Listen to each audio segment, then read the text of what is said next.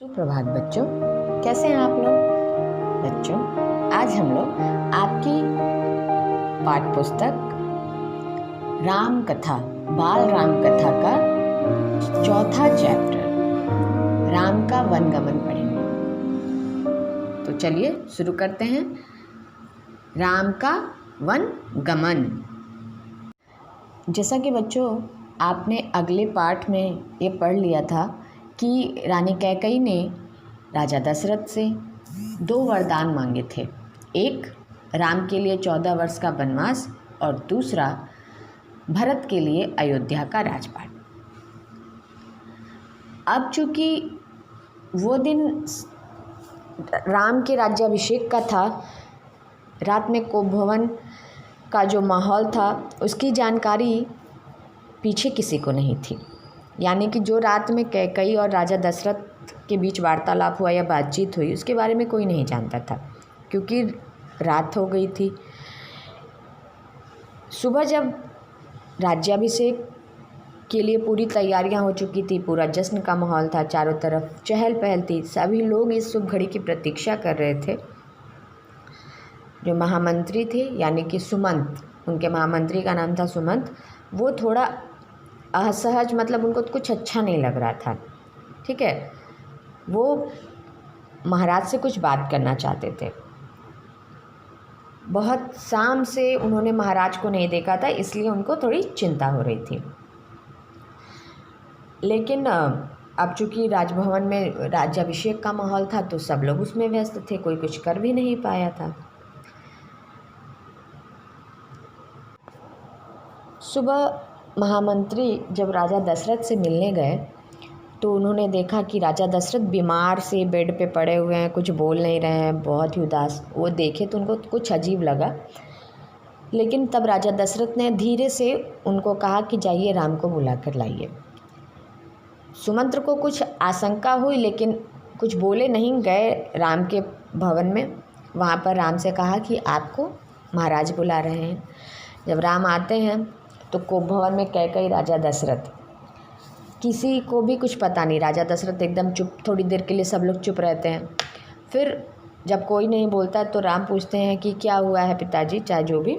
तो उनसे कैकई कहती हैं कि इन्होंने मुझे 2 वरदान देने का वादा किया था, जब मैंने इनसे मांगा तो ये चुप हैं। एक वरदान था कि भरत को राज्याभिषेक दे दिया जाए और दूसरा तुम्हारे लिए 14 वर्ष का वनवास। अब मैं यही मांग रही हूँ तो ये मुझे देने से मना कर रहे हैं। तब राम ने कहा कि माता, आपके वचन का पालन होगा और ऐसा ही होगा। दशरथ कुछ नहीं बोले, उनके मुख से सिर्फ एक शब्द निकला कैकेयी के लिए कि धिक्कार है। क्योंकि कोई माँ अपने बेटे को वन भेज सकती है, भले वो, तो इतना प्यार था, कैकेयी राम को इतना प्यार करती थी, लेकिन उन्होंने राम के लिए 14 वर्ष का वनवास और उनके लिए, भरत के लिए राज्याभिषेक मांगा। पिता की आज्ञा पाकर राम सबसे पहले अपनी माँ कौशल्या से मिलने गए। वहाँ पर उन्होंने अपनी माता से कहा कि उन्हें वन जाने के लिए दिया जाए। माँ तैयार नहीं हुई।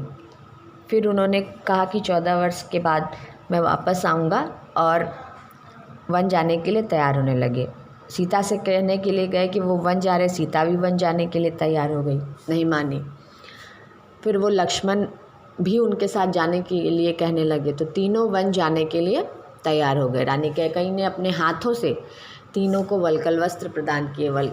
यानी वल्कल जो जंगलों में पहना जाता, तपस्वियों का, ऋषियों का ड्रेस, वो उन्हें प्रदान किए।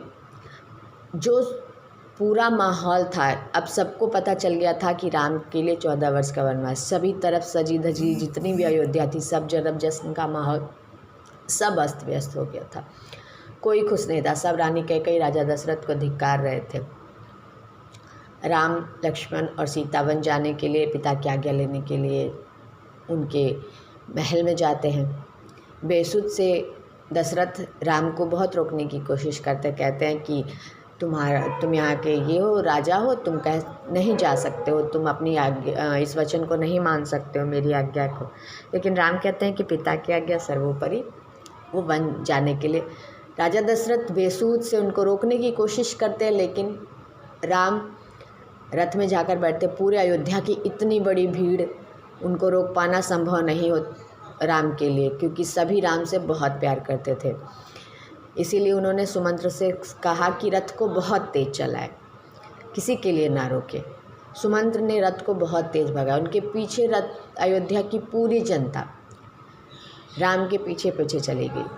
सभी लोग सबसे पहले सरयू तट के पास पहुँचे, उसके बाद सई नदी को वहाँ पार करके सरयू नदी को, फिर उसके बाद सई नदी के पास पहुँचे। सई नदी जहाँ से अयोध्या की सीमा ख़त्म होती थी।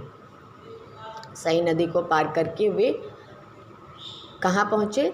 श्रृंगवेरपुर गांव में। श्रृंगवेरपुर गांव में निषाद राज गुह ने उनका स्वागत किया, उनकी बहुत सेवा सत्कार आवभगत की। सुमंत्र वहाँ से वापस आते हैं। राजा दशरथ सुमंत्र से पूछते हैं राम के बारे में, वो बताते हैं। फिर राजा दशरथ कुछ बोल नहीं पाते, बीमार हो जाते अपने पुत्र के वियोग में, और 6 दिन बाद राजा दशरथ की मृत्यु हो जाती है। इस पूरे घटनाक्रम की जानकारी भरत को नहीं होती है, क्योंकि भरत कहाँ होते हैं? अपने ननिहाल में। तो बच्चों, इस पाठ में आपने राम के वनगमन की घटनाओं के बारे में पढ़ा कि किस तरह से रानी कैकेयी के द्वारा वरदान मांगा जाता है, राजा दशरथ की आज्ञा का पालन करते राम, लक्ष्मण और सीता वन जाते हैं। आगे के पाठ में हम पढ़ेंगे आपका नेक्स्ट चैप्टर। तब तक के लिए धन्यवाद।